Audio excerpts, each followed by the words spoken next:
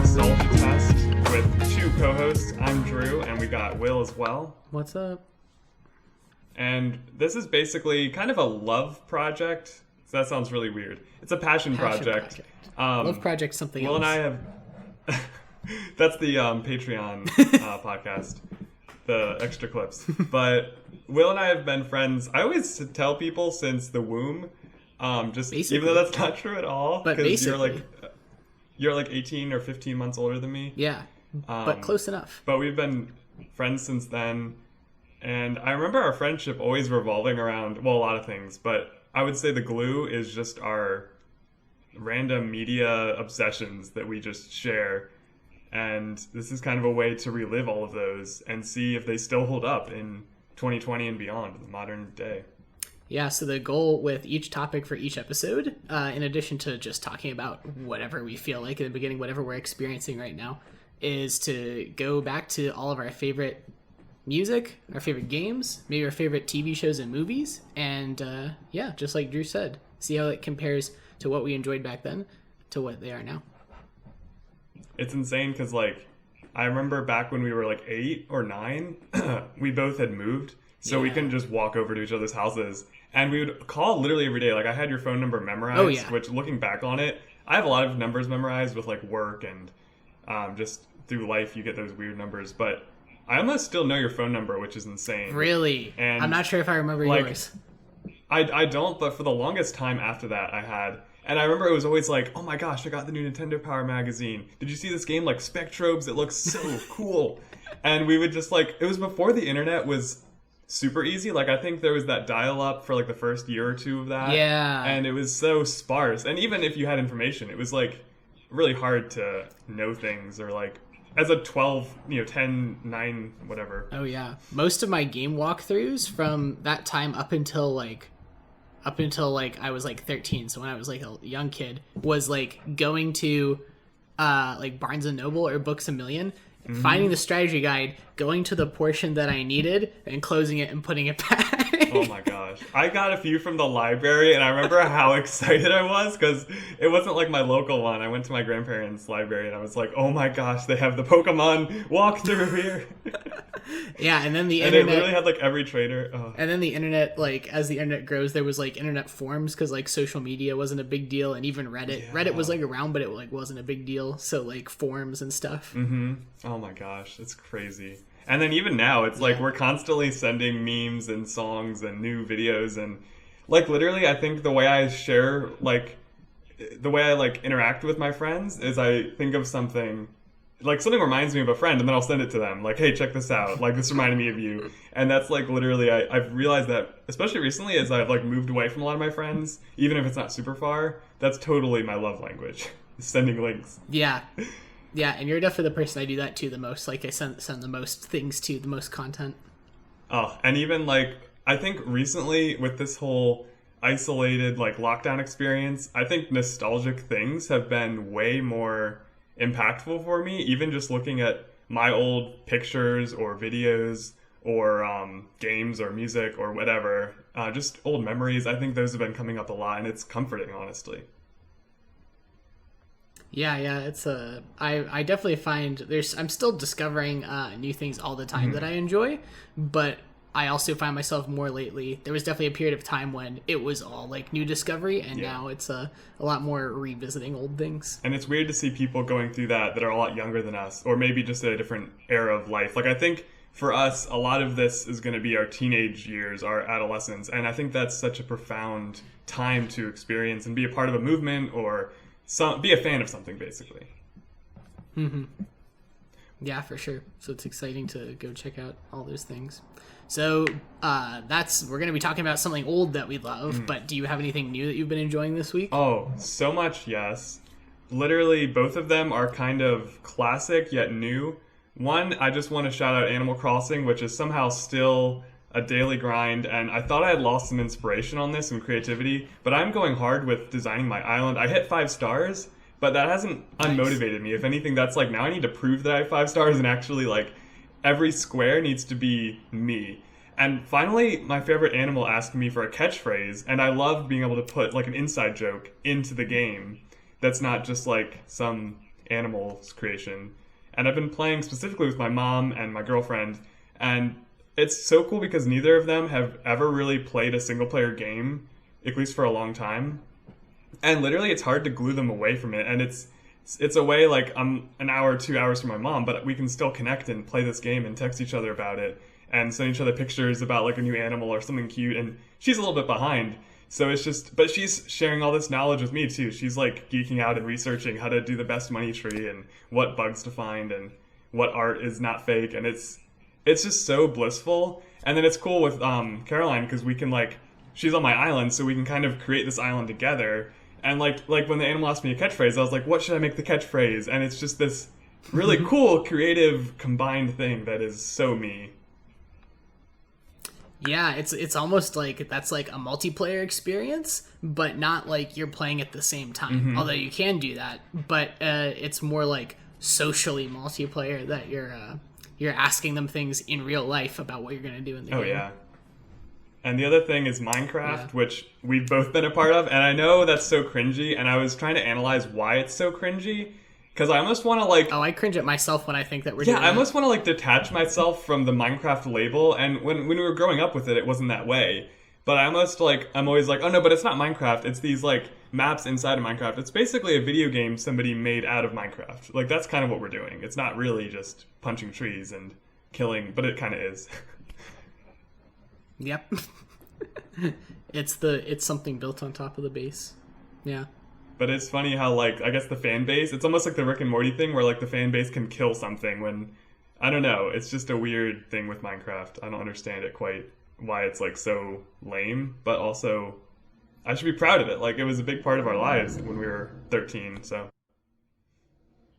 Yeah, I mean, it was almost like Fortnite went that way for me, too. Like, when Fortnite first started blowing up, I was like super into it, and then that's another thing that I guess what it became culturally became something I didn't want to be a part of. Yeah.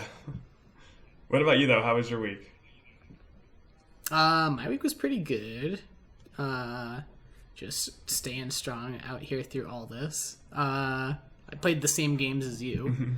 I also listened to the new Charlie XCX album, which I really enjoyed that a lot. It was like a fun like pop album with like some really creative production under that. The first track is like insanely heavy for a pop record. It's like has no reason to like have this like experimental bass production under it, and it's like, why is this so hard? Yeah, it's like Billie Eilish has like the same kind of thing with some of her songs, just being super heavy out of nowhere. And that's an album that I enjoyed from last year, was that album. And what else? I've also been watching a lot of TV because I'm working from home now and can like have something up in the meantime. But neither of the shows that I'm watching are new shows. So the one show that I'm watching is Adventure Time, which when that was coming out, I was following that. But then I stopped at a certain point.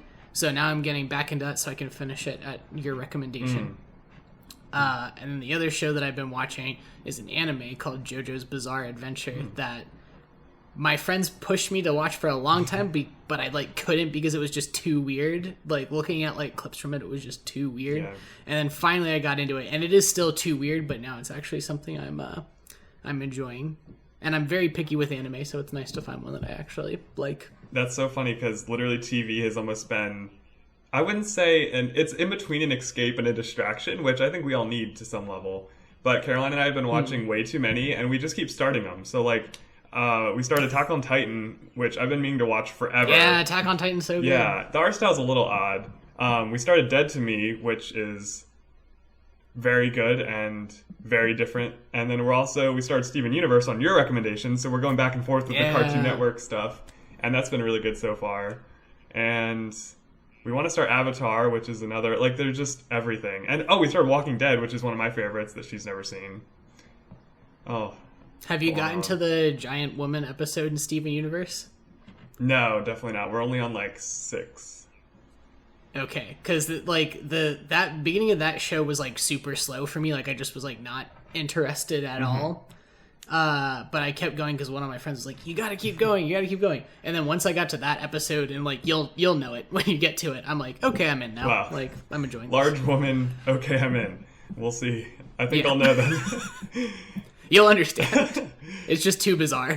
Well, I'm not sure if it's happy hour where you are, but what are you drinking this week? It's basically happy hour for me. I have other things to do this evening, so I can't like have too much. So I'm just sipping on something. This is from Schlafly Brewing, and it is a raspberry Hefeweizen. So it's a raspberry wheat beer. Oh my gosh! It's not fantastic, but I had it at my mom's recommendation actually, and it's pretty good.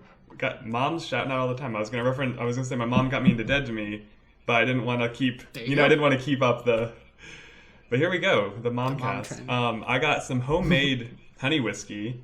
It's actually like it's just honey and water over the stove and then mixed with whiskey, so it's not complicated, but it's very good. Yeah, but you made that. Mm-hmm. I was thinking like if I'm doing this at like 22, then I'll probably like own a little like. I was thinking I should talk with you this off, but if we should totally start like a concert venue and do like a little music art and have like a little bar and a coffee, like it'd be so cool to combine so many different things. Dude, that's like, and again we'll talk about this off, but that's actually tentatively in the plans for me. So we'll figure that out. It's between a 5 and a 15-year plan, right? We'll just say that. Yeah. If we end up in the same city at one point, we have to at least give it like a 1-year shot, you know? Oh yeah. But I have some ideas, and I think that we can. That might not be actually that much of a stretch, but I'll fill you in on that later. I hate Riverdale, but for some reason, I've seen like a few episodes because my roommates used to watch it, and I was thinking they had the milkshake thing, but then they had like that speakeasy place. But you could do the same thing with like coffee/art, and then like concerts, you know, at night or. Oh yeah, you absolutely. Or could. to bring it. And to, you used to perform in the Milk Boy Art House, which was kind of that. Or in Animal Crossing New Leaf, you could have the little comedy store, or DJ KK comes out at night and spins some records. So there you go. That's what we're actually modeling it after. Oh my gosh. Club LOL. It's happening with Lord of What? No, my old YouTube name. Well, with that, let's get into our topic for today. We're going to be kind of reviewing, discussing, talking about one of my favorite albums, Porter Robinson Worlds, right behind me here.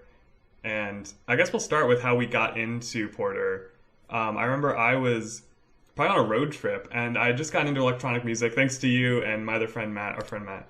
And I remember just using Pandora a lot, which is hilarious to like remember that because I'm sure I know people still do use it. My physical therapy last fall did use it actually, which is funny. But I remember typing in like Skrillex or dubstep, or maybe I think it was like Knife Party or Deadmau5. Those were like my first couple. And then I remember that just led me to a Porter Robinson song. And I forget which one it was. It was probably Unison or Spitfire.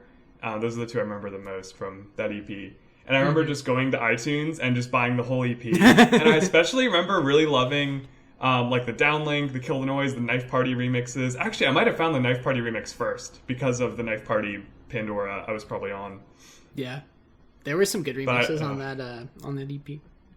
Oh, and that was Alzlo's first release too, which is Skrillex's record label. So it's kind of funny how I always credit like Skrillex, and I guess you and Matt, but like Skrillex kind of led to like almost all the artists that I love nowadays. Yeah, for sure. That was the first thing I heard from him too, was that EP, and it was ironically The Seconds, which is weird because that's like the least popular song on that whole EP. That was the first one I heard. But then discovering I loved Spitfire off of that. The State, like, you know, that was like a pretty for that time, and like just discovering like all those sounds, it was like super refreshing. It's so funny to like I was listening to it, and I will say his production quality isn't quite where like I don't know Knife Party were at the time.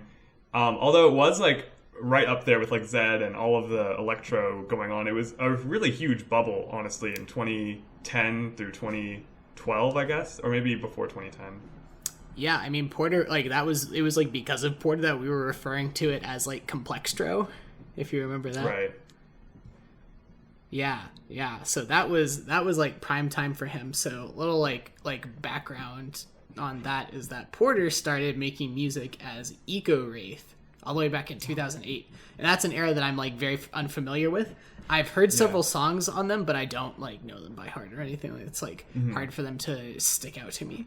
But then as he decided to like switch aliases and was developing in music and stuff, he put out Say My Name, And when people, he had like gathered so much of a following by that point, when he released Say My Name, it came out first as a Beatport exclusive. So many people went to download it immediately when it came out that Beatport servers crashed. Oh my god. That's one of the few times that Porter has like completely taken down a service. Obviously, he was the first Owsla release. He was so good that it had to be the first thing that the label Owsla put out in 2011, which is the first completely original project that they put out. And he was so young at that time, right? He's only a little bit older than you and I. Yeah, I think he's a couple years older than us. Pretty crazy. Yeah. Yeah, he was really just like a teenager at the time. And we ended up seeing him during that time back to back with Zed, which was honestly insane. Like I can't think of another set that was in that, you know. Yeah, that was a wild time. So Porter was progressing. He toured around the Spitfire era, and then it is the first time that you start to see his music start to shift a bit. Obviously, he has lots of very melodic elements to his music that you can hear on Spitfire and some of those older early release. Like, do you remember there was this one label, it was like Big Fish Records or something like that he had a couple tracks on? I'm on Fire and yeah, there were a few songs. And then he puts out 2 songs in 2012, one original and then one collab that like shifted a lot of that, even though some of those elements were there before. But he put out Language and Easy with Matt Zoe. And those really changed a lot of people's perspective on him. They're perfect. And he looks back on them as like a transition between his adolescent music and his fully realized art and project that he wanted to do all along. And with those coming out, he did the Poseidon tour with Zed, who were the two biggest people on Owls at the time, aside from Skrillex. And they did an entire back-to-back tour, which we got to see part of at a festival. I had no idea they were on tour, actually. I thought it wasn't as special as I thought, but still, I'm so glad we were there. Well, it was still special because there were only a few dates on that. It wasn't like a 30-plus date tour. They only did a few stops. Okay, gotcha. Yeah. Gotcha. And that was like our first electronic concert, so that's probably why we weren't like... I had one more before that, but together it certainly was. It was like, we probably would have had to be 18 to go to those other stops, I'm sure. So. Yeah, for sure. They were all like club dates, and that was also a special time because it was except for like KTN and Seven Lions, the whole Owsla roster was there. Wow. Looking back on it, I think I was trying to think like why I loved Porter so much, especially with the Worlds hype, like the time before Worlds when all the singles were coming out. I just remember that period as like one of the most exciting times in music for me. And there was a lot coming out in 2014, actually. That was a big year. But just for Porter specifically, he was so close in age to us. And I remember the Language documentary when he was on tour with Matt Zoe. They made Easy then. That documentary is one of my favorite like pieces of, video from, the early EDM scene. And I think that's part of why I liked him so much. Just seeing him as relatable and like... So North Carolina, he's like an average dude. He loves video games, but he's like this huge musician who can crash a music streaming site, you know? Yeah, and that era really thrust him into it too, because all the hype from all those projects that he was putting out right there at the beginning made him so popular that he got his first like headlining gig like right away, and he didn't even know how to DJ. He's like, how am I going to perform this music? So he had to teach himself how to DJ in a day. Oh my gosh. And literally, so he just did Secret Sky, and his setup was exactly the same as mine, which is it's just kind of fun. Like he's not like a typical DJ. I don't know. I guess he is, but it's just, I really liked that. And that in itself was a major accomplishment too. So Secret Sky's been like the biggest streaming event that has ever happened. Almost 4 million unique viewers tuned in total, and the max they had at one time was 250,000. And think about that. So that's like your audience, your crowd is 250,000 people. I can't even think of any festival on the planet that has one crowd in front of one stage with that many people. Yeah, I think we doubt his popularity, or at least I do, because like I always see him on the trending YouTube page when he puts out a new video, and like a lot of my friends know some of his songs that don't really follow his other song or the scene, and I mean, just Secret Sky gave us the idea to do this even just because Porter. It was just such a big event, and it raised so much money too. Yeah, it raised $116,000. Wow, that's so crazy. Especially with these hurting musicians, like Madion's doing a lot of funds and stuff with his merch, and I just think it's so cool when, as an artist, you're probably hurting, but it stirs all this generosity for some of the bigger guys to help out. Yeah, for sure. It was a pretty crazy event. All right, so I guess then that's how we got into him and our experiences with him. But after that point where we started seeing him and stuff, around 2013, he went kind of dark for a while. He had like a few gigs, but then like no new music or anything like that. Not seeing or hearing much. And then something happens around the beginning of 2014.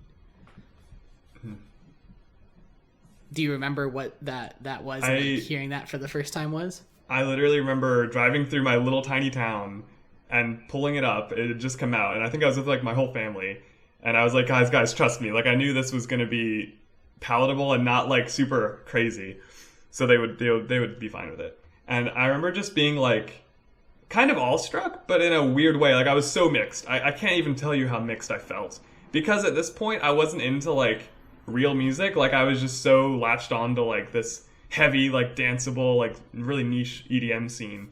And then to see him put out Steve Voices and just totally left curveball everybody's expectation was a really crazy experience.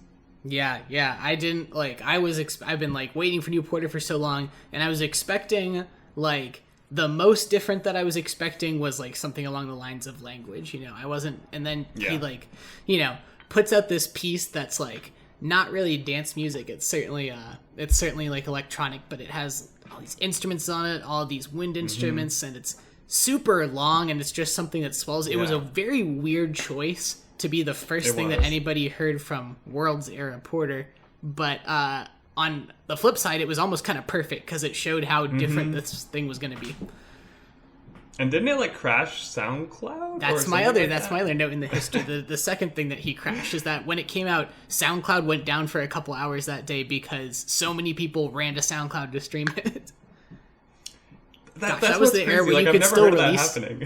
Yeah, that was the era where you could still release something on SoundCloud. That's crazy.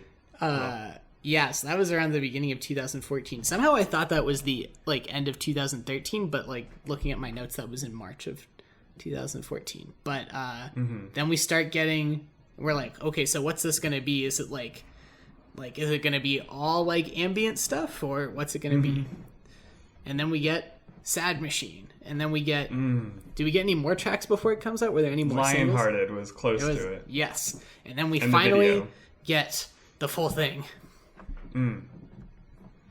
So I remember I got the CD in the mail like the first day, and he was like, yo guys, like post on Twitter any pictures with the CD. And I got my two dogs to pose with it perfectly, and he retweeted it. Aww. And I remember just like my phone almost died. It was constantly vibrating with like people interacting with it, and that was like the first time that's happened to me.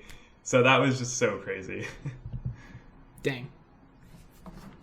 Yeah, that was like such an amazing time to like. It like was more than just like an artist dropping an album. It was like an event. I mean, I can't think of anybody who's redefined themselves. Like, this is the biggest glow up in music, I think, almost ever. Like, there's a lot of artists certainly that have, since him and before him, totally changed their sound. But to do it so elegantly, and also to like bring his old sound into it, is just, it was a crazy, crazy experience. Yeah, it was. It was something that I liked. Around the time I liked listening to albums just like straight through all the way through. But in a lot of the electronic music that I was listening to at the time wasn't really for that. It was more like coming out in singles, and the albums that were out were more like compilations or EPs. Yeah, exactly. Some exceptions like Daft Punk and Deadmau5, but this was like, and it was so different at the time. I mean, at the time when we were like basically boxing everything into like dubstep, electro, progressive, like Big Room at this time was a thing. Yep. Like it just was something so fresh. Yeah, and like most music dance music was made for a concert. So hence there was a compilation. There was the electro house song, the trap song, the dubstep song, the drum and bass song. But with this one, it was really made just as music, and then I think the live show was with it, but it wasn't. This was like the first thing I went to in this scene that wasn't like a rave, but it was a concert. And that's when I started calling them concerts, and I think a lot of people kind of followed his footsteps. Like, I remember he would call out people moshing early on in the tour, and he literally like stopped them from moshing. He's like, guys, this is not the kind of music. This is like music to cry to at night. No, but you know, it was so much more meaningful and emotional than most of the stuff at the time.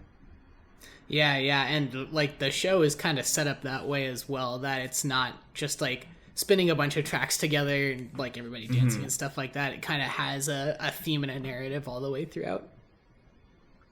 I mean, literally, I went to the first tour with my sister, and it's got to be, I think, at least right now, my favorite concert I've been to, and I've been to like 80, but it's literally my favorite out of all of them, and I think it probably will be forever, because I've never been to a show where everybody's a fan, except for maybe like two people. Literally, everybody sang every part of every song. Even Natural Light, the interlude track, people were singing the weird little like boop, boop, boop, huh, like everybody.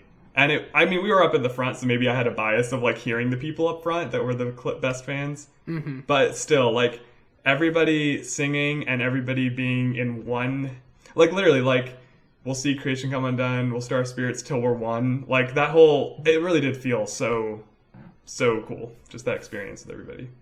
Yeah, that's amazing. And I never got to see Worlds on the tour. I've seen like festival performance of it several times, but right. I never even got to do that. It's basically the same. I think he only cut like 2 songs, so... Yeah. Because we saw him like 2 days. We saw him like a DJ set, and then in 2 days we saw a world set in 2015. And I remember like that was like the coolest thing I think in music. Yeah, driving that was between like a good... Philly and Baltimore. That was definitely one of the craziest things we've done, but so worth it. Yeah, and my sister and I made this like, this is the only time we've brought something to a concert. I guess not only, but we brought this like huge banner we made with like plyboard, and we cut out his like Spitfire EP and put it on the corners. And then we put the little like world's hand in the center, and then we put the language symbol, the little diamond, on the bottom. And we said, "Is anybody there?" Oh, hi. And I remember like for the podcast, you should throw a picture of that up right now. I definitely will, and I was gonna post that just as a throwback too. Perfect. It's crazy. We were there so early. I almost wanted to meet him, you know, because at 9:30 Club, like you can kind of always meet somebody if you're there early. That was like what we learned going there. So somebody did. We talked to. They like were at Subway and just saw him hanging out at Subway and hung out with him, but we weren't lucky. If only. So that's like our experience starting album. Do we want to just like go through it track by track and what each of them mean? I'd love to. Literally, I've listened to it in 3 different ways the last week, and like each time I'm like thinking of new things to say because each song just means so much to me. And so it opens up with Divinity.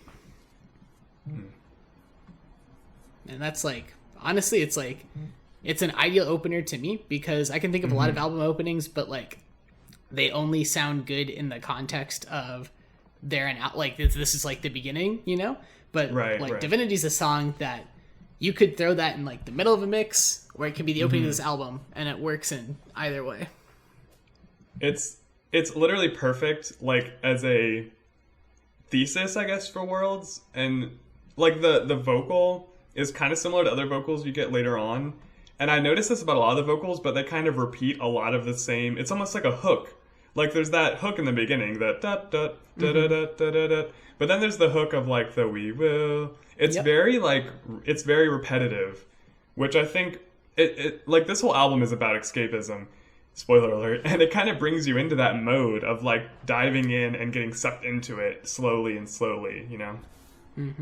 Yeah. I like the progression of the track a lot. It also doesn't follow a very typical like song structure either, which is really neat. One thing I did that was like disappointing to me this time I was listening to it, because I went back to it to, you know, refresh myself and stuff like that, is I noticed that the mix gets like a little bit like muddy or crunchy like at like the 2/3 mark. And I was like, of the song or of each or of the hook? Of the song.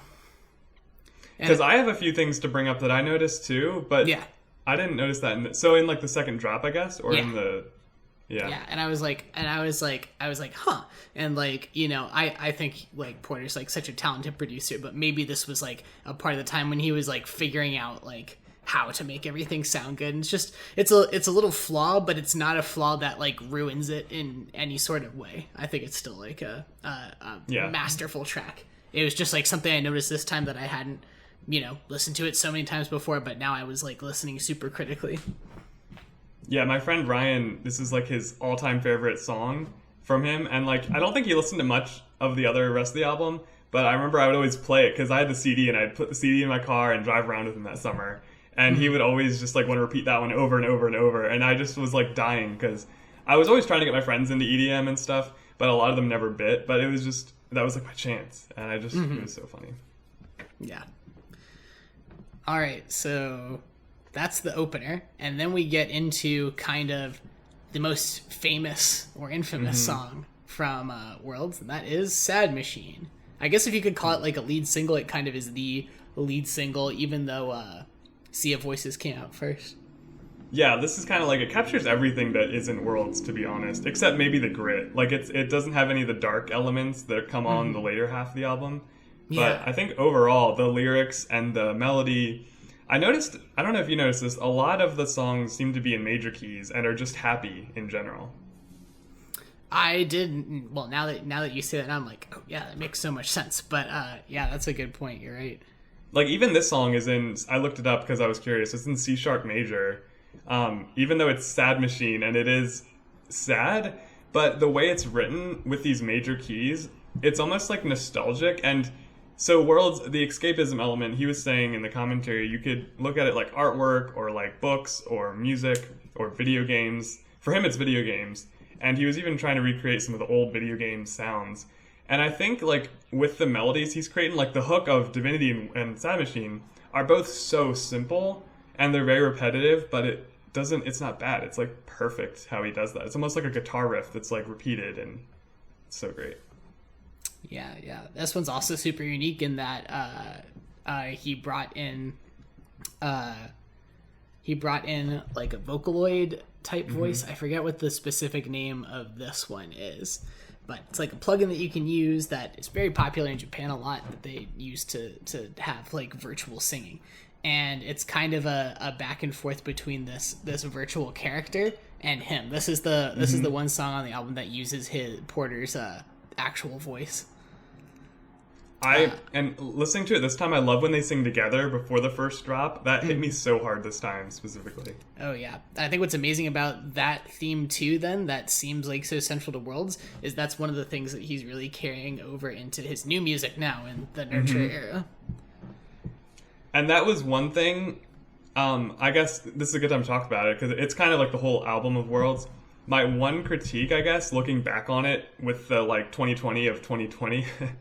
if that makes sense, is like I don't love all the featured vocalists on here, and a lot of them I do like they do good jobs. Objectively, they're great. But I feel like with, you know, a few of the songs using this Vocaloid and seeing his newer music, hopefully or seemingly to all use this processing of his voice and him singing and leading it, it almost kind of disconnects the album a little bit and makes the structure and the story a little bit all over the place. And I mean, it's not a problem because for me, listening to it, it's still a really good project. But I just feel like that's my one small critique of like, oh, because he mentioned in Sea Voices that he used a Vocaloid originally, but then he switched it to a singer. So. Yeah, no, I feel the same way. We can talk about that later too, where there's points that I like can specifically think of for that. Yeah.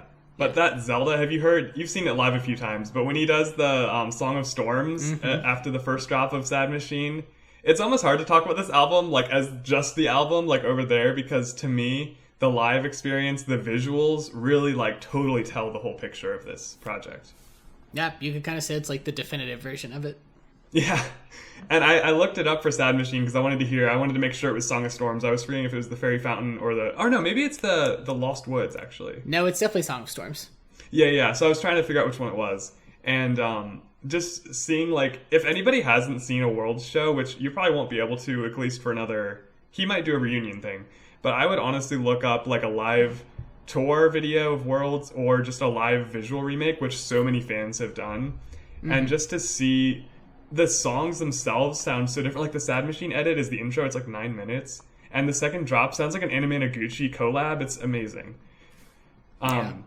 When I saw it, I walked out like, I need a DVD of this. Like, I need to remember this forever. But it almost makes it 3 times as good, the fact that it's so exclusive and special that you won't be able to just overdo it. Mm-hmm. Yeah, for sure. And it's like very easy to find people who've like filmed the whole thing and put it up. But I almost don't like that because I don't know. I feel like you need to be there for this one. No, I agree. That's why I said only if you haven't seen it before, because I just feel like you need to understand it a little bit, but like take it with caution because it's special, at least to me. And that may never happen again because I think the Second Sky was the last one, unless you say they might do a reunion. I could see that in like, you know, in forever, not in soon, but yeah. So after Sad Machine, that was, we probably could talk about that one even longer. Yeah. But after that is Years of War. Yeah, this one, I think so. I've kind of memed my friends with a few songs on Worlds being awful and like hating them and just like them not being in the canon, which is a weird thing that he tweeted once about like, oh, these 8 songs from Worlds and these 3 songs from my past work are canonical. And the other ones I disown and they're just like orphans now. And I think he's kind of rolled that back. It seems like it because now he's actually played some of those songs, like again, at least in like VIPs or live in like different contexts. But there was a while when he had like disowned a lot of his own songs. It's like he had a second adolescent phase or something. But this song I think is good. Like he said, he spent 300 freaking hours making it, and it was the hardest song to make on this project, which is crazy to me. Which is so interesting to think about because like. It's not my favorite on it. It's not the least favorite, and I do really enjoy it. I think it shows an example of how, and I feel this way about a couple other songs later. He could be like a really good like indie producer. Like if he was making music with Passion Pit or like any group like that. I guess kind of in some ways that Madeon did a lot of that as well. Like I think it shows that he could be really versatile in that way too. Yeah, because I think he mentioned, I think the girl from this song is in a band he listened to in high school. And he like wanted her to sound cute. And I think that's a theme in his music, is like a lot of the female vocals sound cute. And I don't mean that it sounds bad, but it's like very unique to his work, I think. At least as Western art. Because he has a lot of inspiration from Japan, which a lot of stuff is cute in their music. But yeah, for sure. And following up Years of War is Flicker, which is one of my absolute favorites. Yeah, this is like... I also love the Mazzo remix, and we don't need to talk about the remix album, which is like decent. But I just love this song so much. And I actually thought it was the same Vocaloid, but I don't think it is, actually. No, I don't think so. I think it's a different one. Or like a chop of another vocal. This one I just love singing, which I'm not going to do it because it's super cringy and like it would be like really weird, but it's not even like real Japanese, or it kind of is. But I just love everything about this song, and I especially remember the visuals of this one, and just when it goes from the like rap intro into the really, really peaceful, and then the slow build up with that like constant kick. That moment I think is my favorite probably. Just how dynamic this song is overall too. Oh yeah, it's very dynamic. Just the different chunks of it changes so quickly. It's another one that you can't really break down into like verse, refrain, verse. Like you can't split it up into that format because of just all the different phases it goes through. It's very progressive.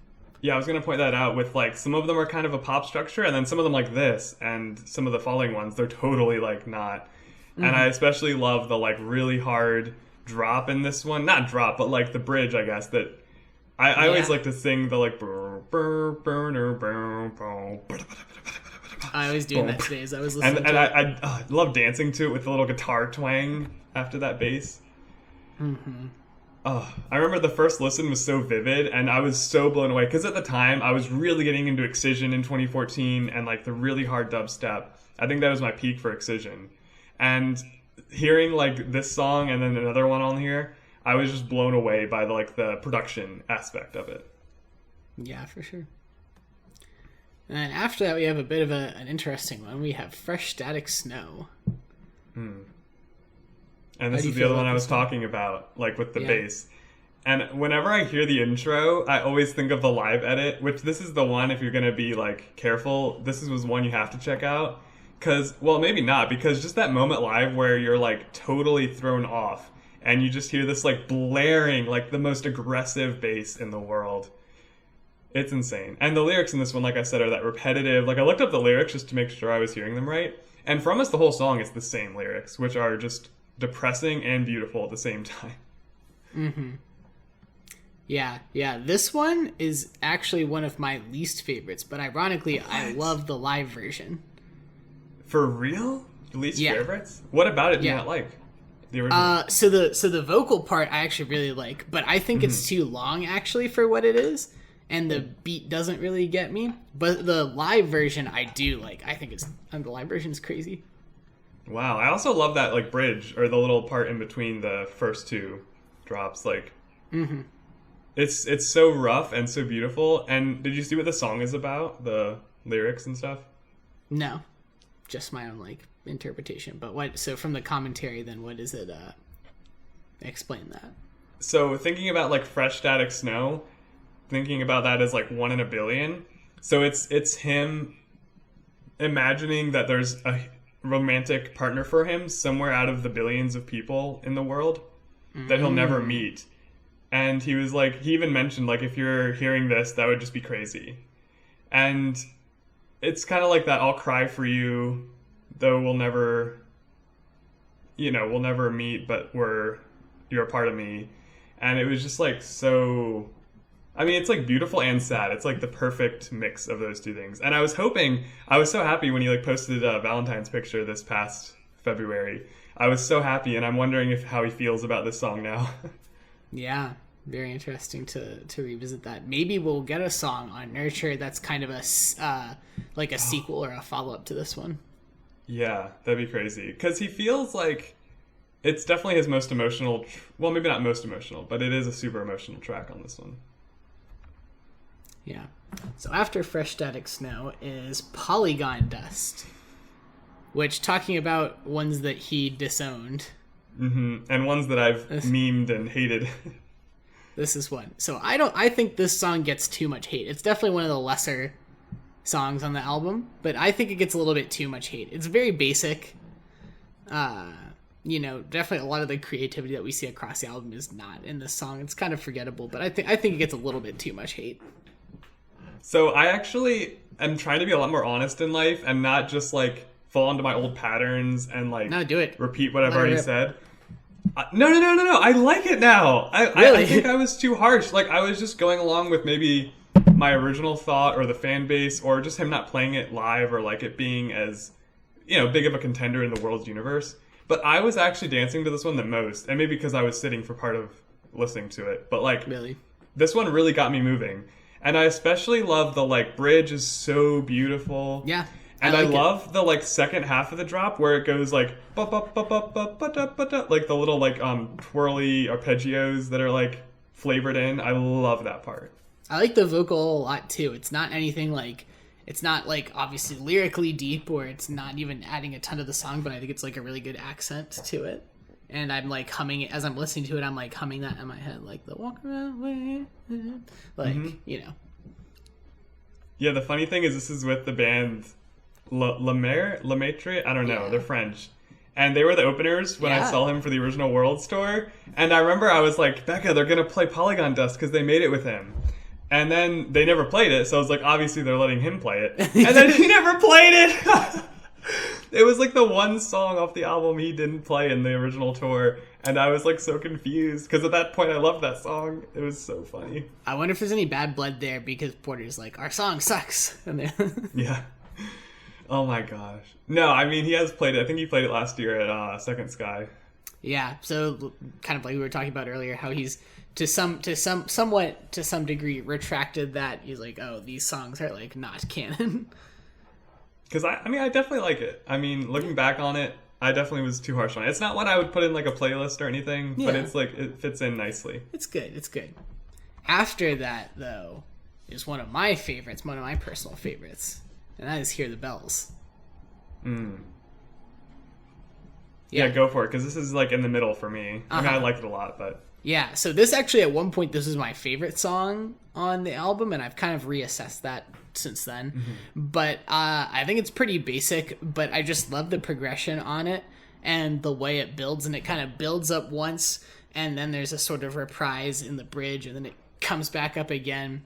I think in these kind of like two peaks, it's containing a lot of emotion. I like the vocals on it as well. It's from a group called Imaginary Cities. I hadn't heard of them before, but I like both them. So it has male and female vocals on it, and I kind of like that. And the female vocals are sort of in that more cutesy style, that anime inspired style. Yeah, this one is really, really pretty to me, and it is really, really great. But it doesn't really like, I guess, I don't know. It's hard to like compare it against the others. But I remember like this is one that my mom and other sister, who weren't into electronic music, they actually liked this one, and they didn't really like the rest. But this is one that they really, really liked, and I just thought that was very interesting. But it is a little more alternative sounding, I guess. Yeah. Yeah, like kind of said, this one along with this one along with like Years of War and Lionhearted are kind of like, they show me like, wait, Porter could like produce a Bastille record or a Passion Pit record or something. Yeah. He has so many talents, and he doesn't even, I don't even know if he plays that many well, I guess he does with like the live stuff. He does a lot of piano and singing, which is so cool. I feel like he leaned a lot on like, he wasn't as confident, I guess, in this album overall. Yeah. But I do think the songwriting is really strong, and I wonder how that went down with a lot of the singers on it. Yeah, for sure. And after that one is Natural Light. How do you feel about this one? I have such memories on this one. Like, really? Between, like I said, in the concert, everybody singing it, and like I remember with Matt once, we were driving to, I think, Moonrise to see Porter, and we were just like screaming this song out the like window to like the car up ahead that you were in.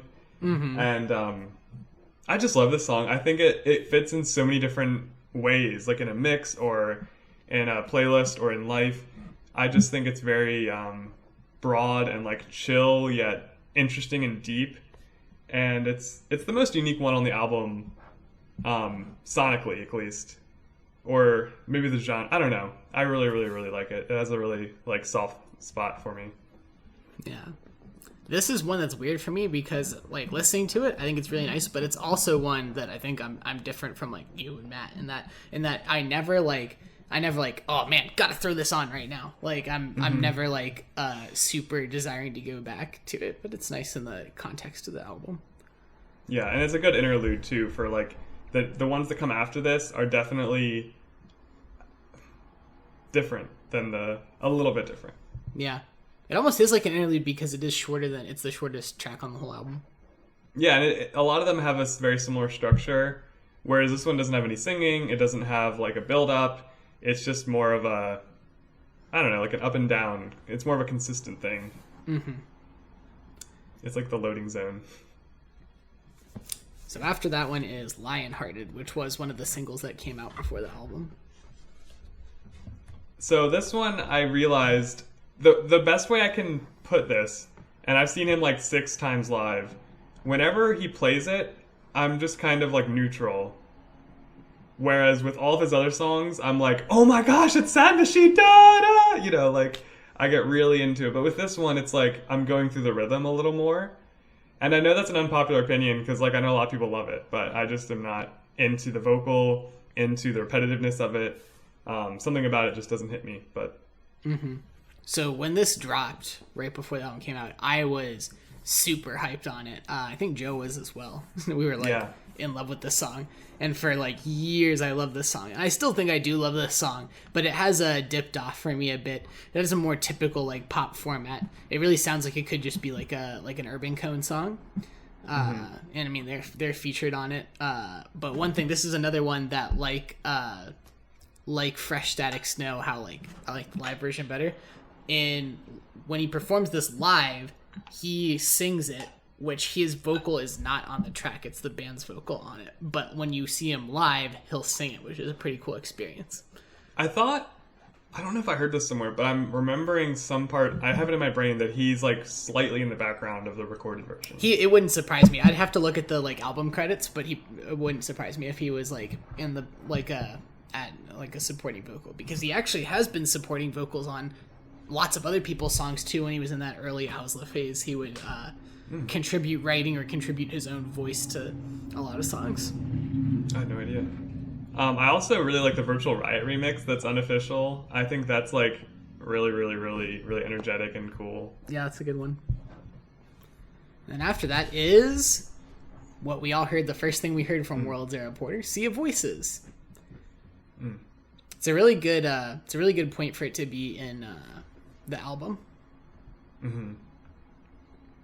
Yeah, for me it's like, one thing I could add is the vocal, I think, is almost a poem, and I think you can add your own meaning to it, and I love songs like that, and I think this is just a really good example.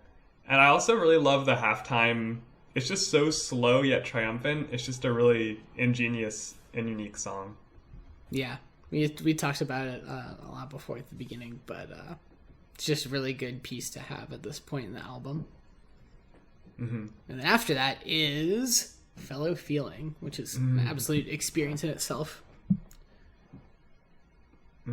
This one's my favorite. Not favorite. Sorry, it's not my favorite. I think it's objectively the best, and I know that's like a big statement to make, but I remember he was saying it took 3 Fruity Loop files, and I use that software, so I understand. You have 99 tracks in each file.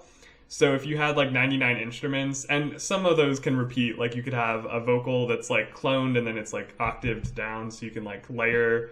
So he had one track just for the orchestra, the intro, and that was, I guess, almost 99. So he had to cut it to make, I guess, that really dark interlude, and then cut it again to make that like really standard Porter song, which I don't know if you know the story of this one, how it's almost like a commentary of Big Room House and EDM at the time, and his like anger against it. So that like middle angry drop is like literally fighting the trend in the scene in 2013-14 and making something that's not danceable, that's dark, that has glitches in it.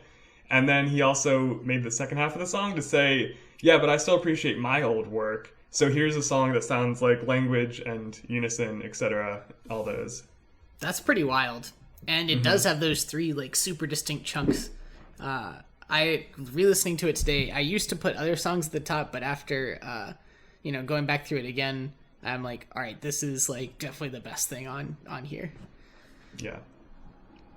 I mean, there's many things on here that if somebody was like, Sad Machine's the best, Flicker's the best, I would be like, yeah, they're incredible. But there's lots of great content on here, but this is just so standout.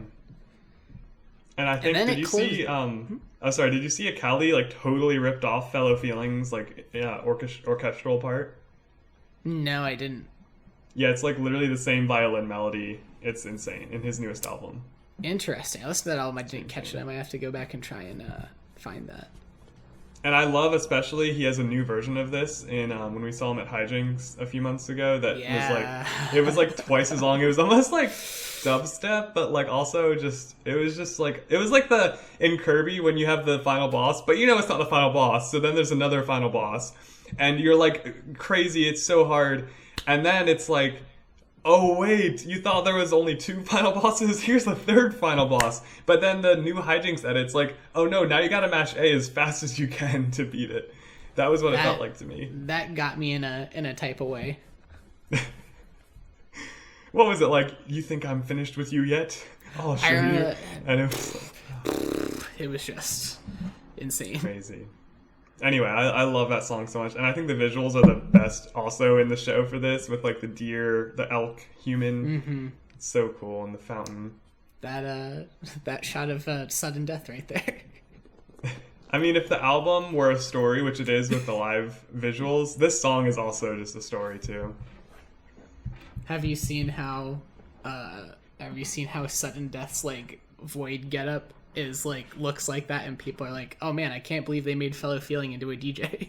Oh no, I saw them like levitate or whatever, but I'll send you that funny. Later. Yeah. And the album closes with Goodbye to a World. Yeah, this one hits me for sure. And it doesn't hit me as hard as like some of the songs, but I think the lyrics and the sentiment, it's just perfect.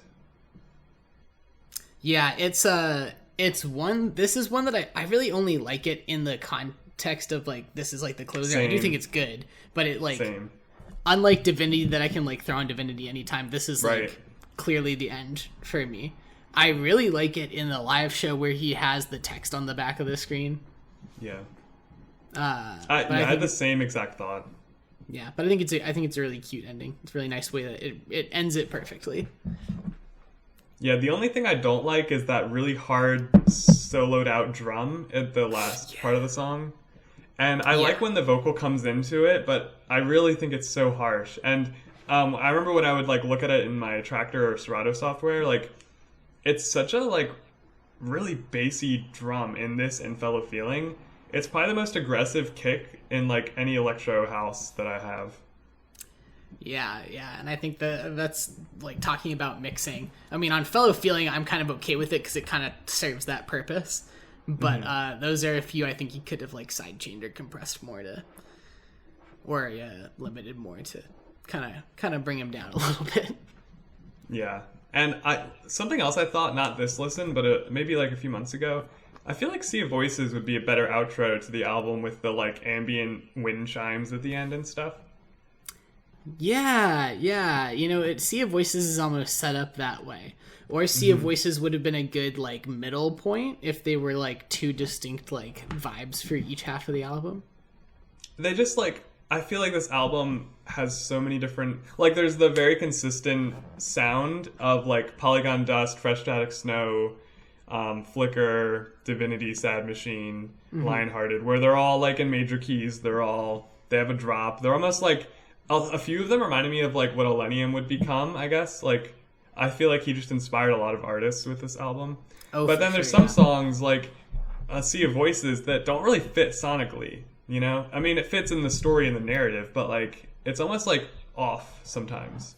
Well, that's why like whenever I listen to this album, this is going to be a very like, weird statement, but see if you follow me. So whenever I listen to this album all the way through, if I were to like put a score on it, it would be like a 7 or an 8. But when I think about it outside of that context and like what each of these songs like means to me and how they feel all together, and then the live show as a total, it's like 10, like for sure, for like the impacts it's had on me. I totally agree. Yeah, so it's like weird that like, you know, we can pick apart these flaws, but it's kind of greater than the sum of all those parts. Yeah, because like that Kimoji he created for this, like I put that everywhere, and that was such a like big thing. I can't think of an album, and I guess like, so Madian has kind of gone forward with like good faith to almost create an era, and he's going to put a lot of like different art into it. It's not just an album, but the album was a good launching pad. And that was kind of the same thing that Porter did with this project. So I hear you there. Yeah, for sure.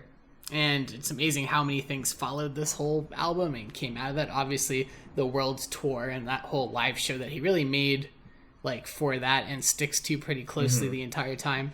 There were like some points when he like changed up certain songs or added certain songs. Like I think around 2016 he added some more stuff to it. Yeah, The Thrill was a remix he did. You know, but overall, like, you know, going through the same thing every time. But then all the crazy things that came out and after that, like Shelter, the tour there.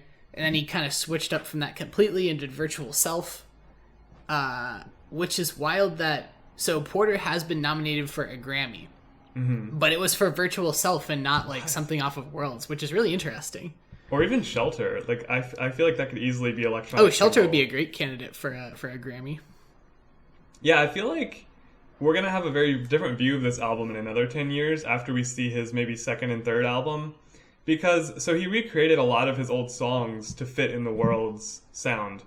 And like I was actually having that thought of when he announced his new album, is he gonna do that for his new album too and like change all of his, favorite songs and like keep like it almost is weird that he's not just saying it's almost like another side project at this point almost where it's like I'm gonna redefine my sound by putting out Worlds and I'm gonna uplift all my other songs to fit this. But then why not just stick with that? Why like say this is my last Worlds set and like here's my next project, which is like I don't know, like the whole era thing. I think it's gonna just be interesting to see how it pans out over time. Not that I dislike it, it's just different. Yeah, it seems like a lot of artists might try and like build on top of their previous things that they've done. Like you can look at other producers like Skrillex and how it's like everything you can even define that into phases, but they're all kind of built on top of what came before. But it's almost like Porter's morphing into a different form with each one, and then everything from before changes with it. Yeah, like I really love this album, but I just feel like it ran its course a little too long, and I wasn't into Virtual Self. And the Shelter tour was amazing, but I think that was a good time to like do something different. I almost just think, and this doesn't really like matter about the album, but this is just my own experience with it. I just got a little bit too tired of the songs just because I saw him so many times and it was just kind of overdone. But looking back on it now, I'm at a place where I still love it. So, oh, for sure, and definitely all the impact it had on you and stuff. I think you're right that if this began in 2014. That means he's rinsed this project for, what's that, 5 to 6 years? Yeah.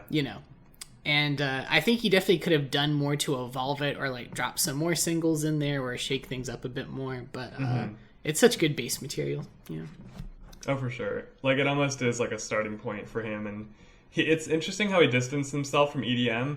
And then I think he did his first DJ set in, like, 2015, and that's when we saw him as well, DJ. And he kind of like went back and checked out all the EDM he missed, and then he like found some that were in his taste. And he got into like happy hardcore, drum and bass, trap, and like all these weird things that aren't typical for DJ sets. J-pop. Yeah, I really enjoyed that one. That was good stuff. But it's cool now that he's like fully integrated, and he's equally his own thing, and equally he's just more confident nowadays, I'd say. Yeah, for sure. And it's paying off. I mean, people are still around for it. He hasn't really. Yeah. If he's alienated some people, he's brought in enough people that it doesn't even matter. Oh yeah, he's huge, like we said. Yeah. Yeah. So I guess let's go through our ranking real quick, which we kind of already did in a way when we went through each song, but. Do you want to go? Because I accidentally just closed my note that had that in it. Yeah. So my favorite is Flicker, and. I just love it. Can't say anything more about it. And then Fellow Feeling, which is honestly so close that they could almost flip. I just love them for different reasons. They're both like really dynamic. But I think Flicker just fits in more times of life. I could play it more. Fellow Feeling, it's like almost like watching a movie, even though it's not that long. But you can't just throw that into a party or something. Yeah. And then Divinity, which to me, I used to not love as much, but it's grown on me more and more and more.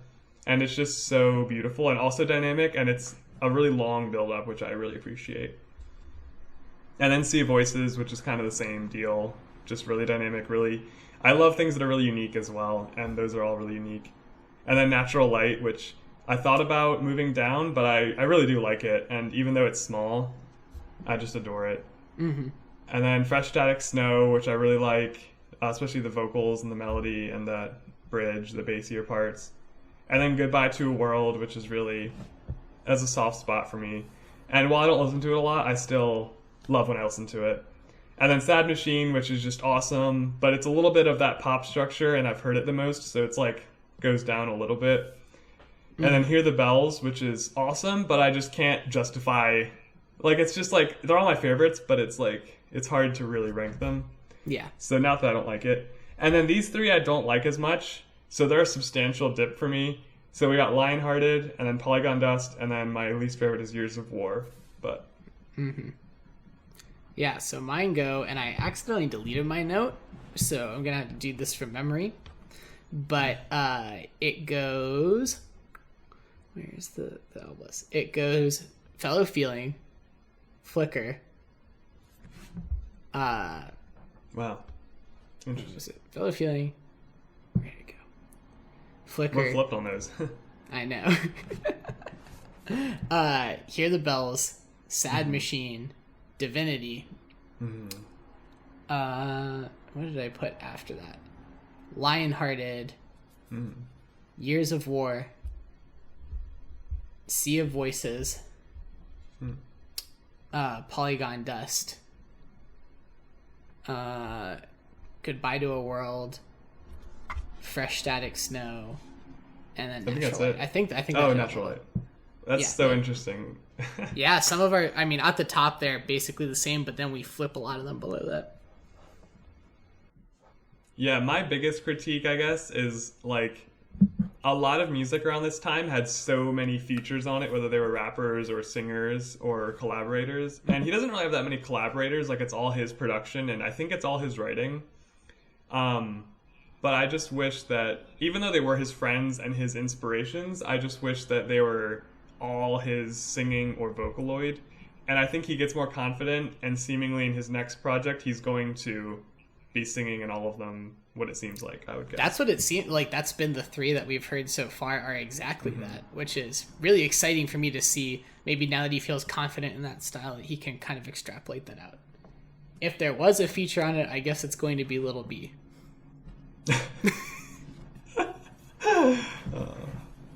So we'll see if there wind up being any features on it. And who would be his features, because I think his taste has changed a lot from that era as well. Oh, he actually did some production for Anime Noguchi, by the way, too. Really? I'll have to check On that their out. new album last year, USA. I'll have to check that out. I would say Anime Noguchi, Madion would be the only two I would be not surprised by. Dang. Which, I mean, you could call Madion a collaborator for Good Faith, vice versa, and Nurture, because, like, I just feel like they were in the studio a lot working on these two projects at the same time, from what I've heard. And I was trying to reflect, I think this project, to me, there's something really important about it. A lot of music I listen to, I have to relate to the lyrics and to the artists. So, like, if an artist is into one-night stands on the road, like a rock star, I'm typically not going to be as big of a fan of them as somebody who's, like, about artwork and helping out artists and making the world a better place. And I know that sounds like really two cheesy extremes, but I really like to put myself in the shoes of what I listen to and understand what they've been through. So, like, with a singer-songwriter like Eden, I like to be able to, like, know how he feels and empathize with him. And with this album, that's not the case. I feel like this album is its own, it's almost like a movie or a book or some kind of art form, like he was trying to make it an escape. But I think in doing that, he made it its own thing, where a lot of music doesn't do that for me. But for this one, I think he started that trend and influenced a lot of people to make music that really does take you out and, like, put you into a world. And I just really enjoy the songs for what they are. Like, I don't need to find meaning in the lyrics for Sad Machine or Goodbye to a World or Fresh Static Snow or Flicker to fall in love with them and give them my own meaning through his live show, through his visuals, through listening to it, through bringing it along with me through life. So that's my biggest emotional takeaway from this project and why I think it's one of my favorite records.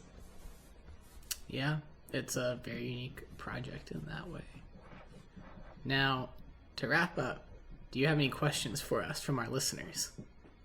Oh boy, I do. So, yeah, also just a shout out, if you want to follow us on socials and, you know, ask us questions, leave some comments on the show, leave some questions for us for next time, feel free to do that. And also in the description, I'll put in the album and some other resources that we mentioned. And if you like it, just share it with a friend. So for now, we have some questions from our real-life friends. So this is from Matt. He asks what our favorite food at Trader Joe's is and why. That's tricky. I guess I should go with something that's, like, uniquely Trader Joe's, because I could say, like, sweet potatoes, but, like, you can get sweet potatoes anywhere. That's what I was thinking too. And I wanted to make it, like, healthy, but also that's not even fun if you do it that way, though. You know what I've been vibing with is the veggie goizo. So they're like these little like Oh, pot sticker type things that you can get in the frozen section, and those I might have had those. yeah, they're like $4, and there's a ton of them in Yeah. there, and they're pretty. I've easy been to living off their frozen. Like I remember, I got like a ton of their frozen stuff and just filled my fridge with it because it's honestly it's like $3 for a whole meal, and it's really cool. Mm-hmm. I've only become a fan of theirs in like 2020. Like I've always liked it, but now I'm like never going back to like it's gonna be my staple for sure. So what's your choice? I think the sweet potato burrito. It's like it's called a super burrito, superfood burrito, but it's got kale and quinoa and sweet potato and this like garlic wrap and some kind of sauce which I don't like. But if you cover it with like avocado or salsa or add some other stuff to it, then it really masks the flavor that I don't like about it. But it's a way to feel good about eating a burrito, and that's what I need in my life. So perfect. I bet you could recreate that yourself too. Yeah. No, not nearly as convenient or easy, but yeah, my mom will even take out the parts you don't like by making it yourself. Yeah, my mom uses sweet potatoes in a lot of protein for like Mediterranean bowls or Mexican bowls. So it is like a really good. It does mix well with all those. Speaking of moms, another question is from Caroline, and she asks, "What is the best thing your parents have taught you?" What is the best thing? If you have something off the top of your head, go first. Mine, I was trying to think of something that's like more unique, but I'm just gonna be so cheesy and say they taught me how to love.